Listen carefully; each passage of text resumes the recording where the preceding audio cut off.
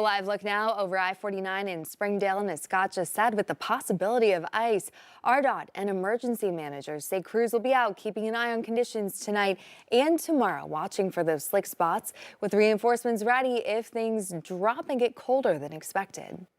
You're out there, be aware, if you're driving in these conditions, whether it's ice or not, you got a lot of moisture on the roadway, especially early morning.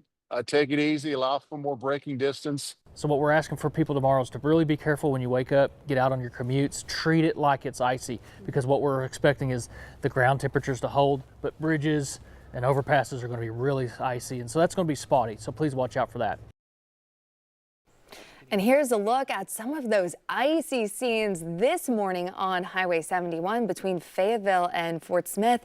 Temperatures didn't stay cold enough to keep the ice on the roads for too long this morning, but some downed power lines still caused outages in rural parts of Crawford and Washington counties.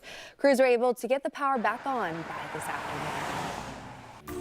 Tonight, at a Fort Smith study session, the board of directors suggested some ideas to bring the city's hundreds of water leaks down. 5 News reporter Lauren Spencer shares that conversation.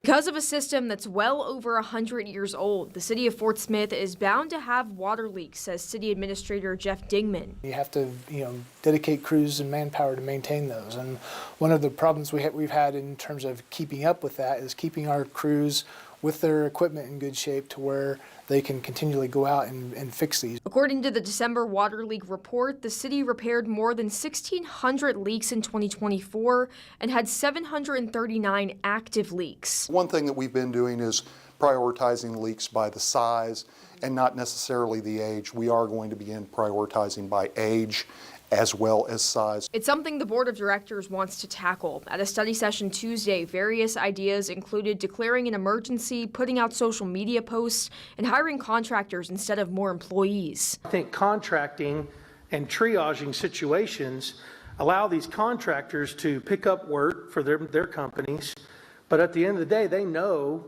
that there is an ending window when they help us get caught up. Some in the past have mentioned hiring plumbers to fix the leaks. Lance McAvoy, director of water utilities, says it probably won't work. We have to have a licensed water distribution operator observe that. And that's very difficult to do when we have, if we take our licensed operator away from a crew to do that, then that crew can't work. The conversations with the board will continue, but they overall want things done as quickly as possible to avoid any other issues. Other kinds of problems are we looking at when we have water leaks that may not be terrible leaks in and of themselves, but they're impacting other parts of our infrastructure. In Fort Smith, covering news where you live, Lauren Spencer, 5 News. Voters in Oklahoma cast ballots today in local elections, including Poto, where voters rejected a school bond. That money would have upgraded air conditioning units in the school district. The votes that came in for the issue did not add up to 60%. Well, the Arkansas House is set to vote on the Bell-to-Bell No Cell Act tomorrow. That bill would require public schools to have a policy banning students from using a personal electronic device while on school property during school hours. Today, the House Education Committee signed off on an amendment that specifies devices provided to students by schools, such as tablets, are not included in this ban. It's now scheduled for a vote before the full House of Representatives tomorrow. After that, the Senate will need to approve the amendment. Bringing more attention to Alzheimer's and all forms of dementia across Arkansas.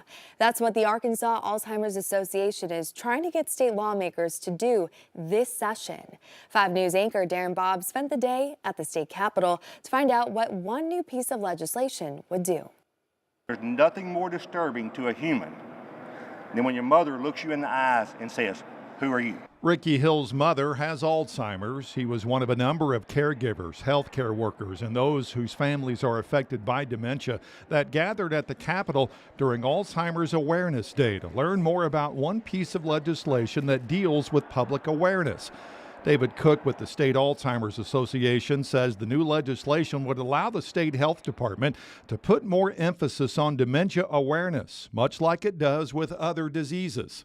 We know the Health Department and the Department of Human Services have done a really good job in the past in managing other diseases and doing public awareness campaigns around issues like diabetes, stroke, and hypertension. And we'd like to take that same expertise and apply it to the Alzheimer's and dementia space. State Rep Zach Gramlich of Fort Smith says he knows all too well the effects of a lack of awareness. My grandmother, she had, we were camping with her and she wandered over to someone else's truck and tried to get inside, and dude came out of the camper and punched her in the face. About broke her bone right here. I mean, like people don't understand, and they have no context that these people are lost and they need help. The majority of our lawmakers feel this issue personally. Either they've been personally impacted by losing a parent or a grandparent to the disease, or being a caregiver themselves. At the least, they know someone who has. And so we've seen really good response over the last few years here at the state capitol. State Senator Justin Boyd of Fort Smith says this bill won't cost the state a dime more to implement. Revenue neutral is helpful, appropriate, and it's common sense. I mean, the revenue is already going to the health department. It's just making sure it's allocated accordingly. The health department is already working to get these resources out in the community. We just want some of the emphasis to move on to Alzheimer's and dementia. And it's that no-cost part of the bill that Gramlich says makes it a no-brainer. We don't really talk about it. It's not really front of mind. And I know there's a lot of organizations that try to make it, but we need to have that kind of advocacy just like we do for anything else. In Little Rock, covering news where you live, I'm Darren Bobb, 5 News. Some powerful stories there. Well, other possible legislation this session could include a bill asking for more money for a program that allows caregivers more respite time at no cost to them. Elijah Andazola is back in jail tonight. As you might remember, he was the man in the car with Shauna Cash when she hit and killed Pea Ridge police officer Kevin Apple. Now he's been charged with domestic assault, burglary, and false imprisonment stemming from an incident that happened last night. Prosecutors originally accused him of being Cash's accomplice to Kevin Apple's death.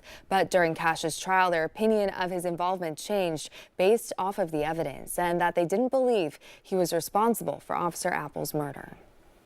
Well, many people are rallying behind a Rogers family. This all comes after a woman took to Facebook sharing a photo, and she believes the neighbor is targeting the Hispanic family renovating the house next door.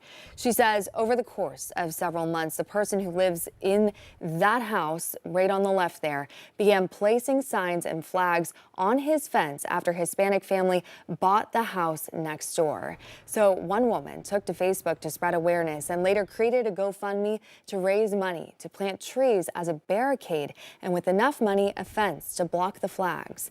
Well, in just 3 days, the GoFundMe has since had over 200 donors and raised nearly $11,000. With community awareness came change. She says the resident removed the display Monday evening.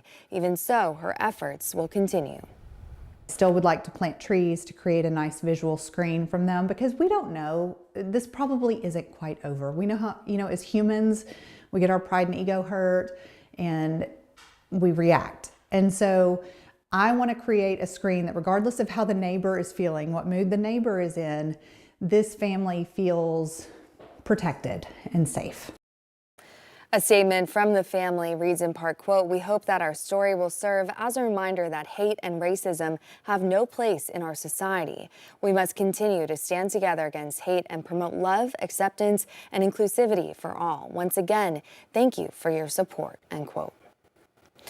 The King of Jordan paid a visit to the White House today, and as Erica Brown reports, President Trump's plan for Gaza was a central focus.